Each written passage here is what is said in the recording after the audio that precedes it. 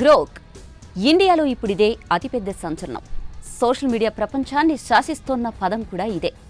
Artificial intelligence ఎంత మాయ చేయగలదో, ఎన్ని అద్భుతాలు సృష్టించగలదో గ్రోక్ను చూస్తే అర్థమైపోతుంది. అదే సమయంలో టెక్నాలజీని హద్దు దాటి అనైతికంగా ఉపయోగిస్తే ఎంత ప్రమాదకరమో కూడా గ్రోక్ కళ్లకు కడుతోంది. ఓవైపు ChatGPT, DeepSeek war నడుస్తున్న సమయంలో అనూహ్యంగా ఎంట్రీ ఇచ్చిన గ్రోక్ ఆ రెండింటిని మించి చాలా తక్కువ రోజుల్లోనే ప్రజలకు దగ్గరైంది. అవును, ఇప్పుడంతా గ్రోక్నే ప్రశ్నలు అడుగుతున్నారు. దాని నుంచి భిన్నమైన సమాధానాలు ఆశిస్తున్నారు.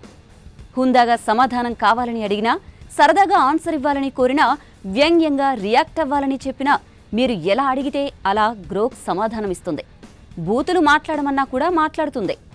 ఎలాంటి పరిమితులు లేకుండా సమాధానం చెబుతున్న గ్రోక్ ఇండియాలో ఫ్రీ స్పీచ్కి కేర్ ఆఫ్గా మారిందని కొందరంటుంటే, మరికొందరు మాత్రం గ్రోక్ చాలా డేంజర్ అంటున్నారు. అటు భారత ప్రభుత్వం కూడా గ్రోక్పై నిఘా పెంచింది. అటు గ్రోక్ను బ్యాన్ చేశారన్న ప్రచారము జరుగుతోంది. ఇంతకీ గ్రోక్ వెనుక ఎవరున్నారు? గ్రోక్ను ఇండియాలో నిషేధిస్తారా? టెక్ దిగ్గజం ఎలన్ మస్క్ ఆధ్వర్యంలో నడుస్తున్న ఎక్స్ ఈ గ్రోక్ను డెవలప్ చేసింది. ఇది ఇతర ఏఐ మోడళ్లతో పోలిస్తే చాలా పవర్ఫుల్గా కనిపిస్తోంది. రీసెంట్గా గ్రోక్ 3 వెర్షన్ కూడా రిలీజ్ అయింది. ఇది ఓల్డ్ వెర్షన్స్ కంటే 10 రెట్లు వేగంగా పనిచేస్తుందని ఎక్స్ ప్రకటించింది. Reasoning, coding, image creation, instruction based టాస్క్స్ను గ్రోక్ చేయగలదు. గ్రోక్ కేవలం సమాధానం ఇవ్వడం మాత్రమే కాదు, అది ఆ సమాధానం ఎందుకు ఇచ్చిందో కూడా వివరిస్తుంది. ఇది మ్యాథ్స్ ప్రాబ్లమ్స్ను కూడా సాల్వ్ చేస్తుంది. ఇక ఇండియాలో గ్రోక్ వైరల్ అవ్వడానికి పెద్ద కారణం అది అందిస్తున్న అన్ఫిల్టర్డ్ ఆన్సర్స్. మీరు ఏదైనా ఇబ్బంది పెట్టే ప్రశ్న అడిగినప్పుడు అది మొదట్లో ఆన్సర్ ఇవ్వదు, కానీ మీరు మరోసారి ప్రశ్నిస్తే మాత్రం అది సమాధానం ఇచ్చేస్తుంది. దీంతో చాలామంది తమకు నచ్చని రాజకీయ నాయకులను, సినిమా స్టార్లను తిట్టాలని గ్రోక్ను కోరుతున్నారు. ఒక్క మాటలో చెప్పాలంటే, సెలబ్రిటీలపై యూట్యూబర్లు చేసే రోస్టింగ్ను గ్రోక్ క్షణాల వ్యవధిలో చేసేస్తుంది.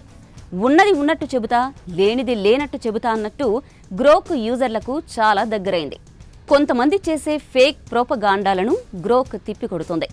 ఓ వ్యక్తి గురించే, ఏదైనా సంఘటన గురించో సమాచారం కావాలని కోరితే మొహమాటం లేకుండా అన్ని కోణాల్లో సవివరంగా పేరాలకు పేరాలు రాసిపడేస్తుంది మస్క్ గారి గ్రోక్.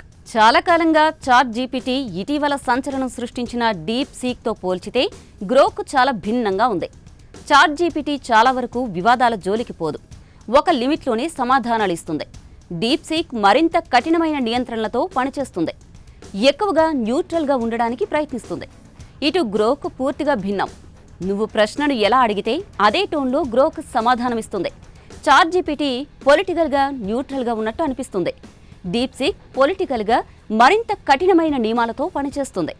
కొన్ని అంశాలను పూర్తిగా బ్లాక్ చేసేస్తుంది. ఇటు గ్రోక్ మాత్రం రాజకీయాలైనా ఇంకేదైనా ఫిల్టర్ లేకుండా మాట్లాడుతుంది. ఇక చాట్ జీపీటీ ఎవరైనా దురుసుగా ప్రశ్న అడిగినా మర్యాదగా సమాధానం చెప్పేందుకు ప్రయత్నిస్తుంది. డీప్ సీక్ మరింత కూల్గా ఉంటుంది, కొన్ని ప్రశ్నలకు సమాధానమే ఇవ్వదు. ఇటు గ్రోక్ మాత్రం నీతో గొడవ పెట్టుకోవడానికి కూడా ఆలోచించదు. ఒక్క మాటలో చెప్పాలంటే, గ్రోక్ ఎక్కువగా తిట్లు, రాజకీయ విమర్శలతోనే పాపులర్ అయింది. కొన్నిసార్లు హద్దు కూడా మీరిందని ఆరోపణలున్నాయి. రోస్టింగ్ పేరుతో బూతులు మాట్లాడుతుందని యూజర్లు ఆధారాలు కూడా చూపిస్తున్నారు. ఇప్పుడిదే కేంద్ర ప్రభుత్వ దృష్టికి వెళ్ళింది. సమాచార సాంకేతిక మంత్రిత్వ శాఖ ఇప్పటికే ఎక్స్ యాజమాన్యంతో సంప్రదింపులు జరుగుతోంది. గ్రోక్ ఇచ్చే సమాధానాల్లో హిందీ భాషలో బూతు మాటలు ఎక్కువగా ఉంటున్నాయి అన్నది ప్రధాన ఆరోపణ. అటు రాజకీయ అంశాలపైన గ్రోక్ వివాదాస్పద సమాధానాలు ఇస్తుండడాన్ని కూడా కేంద్రం గమనిస్తోంది. చాట్బాట్ అయినా, ఏ టెక్నాలజీ అయినా నియంత్రణతో పనిచేయాల్సిన అవసరం ఉంటుంది. అయితే గ్రోక్ పూర్తిగా ఫిల్టర్ లేకుండా పనిచేస్తుండడం సమస్యగా మారింది. అందుకే గ్రోక్పై నిషేధం విధించాలా లేదా దీనిపై నియంత్రణలు పెంచాలా అన్న అంశంపై కేంద్రం ఆలోచిస్తున్నట్టు సమాచారం.